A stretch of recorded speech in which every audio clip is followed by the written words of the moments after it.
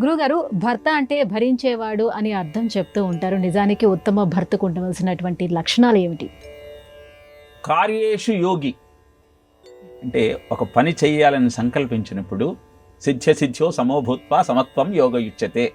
యోగి అన్న శబ్దానికి అర్థం ఏంటంటే అది అయినా కాకపోయినా ఒకే రకమైన మానసిక స్థితి ఉండాలి.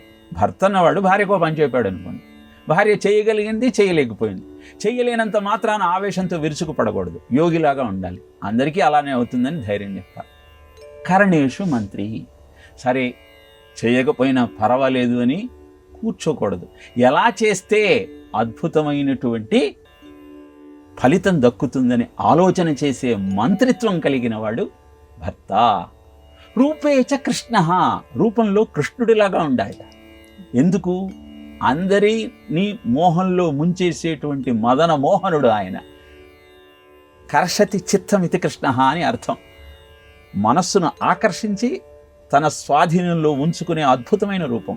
అలా భర్త ఎంతమంది వచ్చినా సమాధానం చెబుతూ వాళ్లకు అనునయమయ వాక్యాలతో స్వాంతన చేకూర్చునే విధంగా ఉండాలి. కనుక రూపేచ కృష్ణ క్షమయాతు రామ.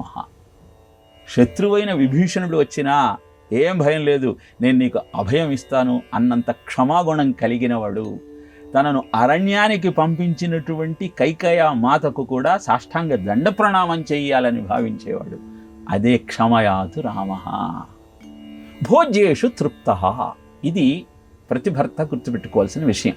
పాపం భార్య ఎంతో ప్రేమతో పదార్థం వడ్డించి దాని రుచి ఎలా ఉందో కనుక్కోవాలని ఏ గోంగూర పచ్చడో పళ్ళెల్లో వేసింది అనుకోండి, వెంటనే భర్త దాన్ని తిని మా అమ్మలాగా చేయలేకపోయావే అంటే చాలా బాధపడతారు.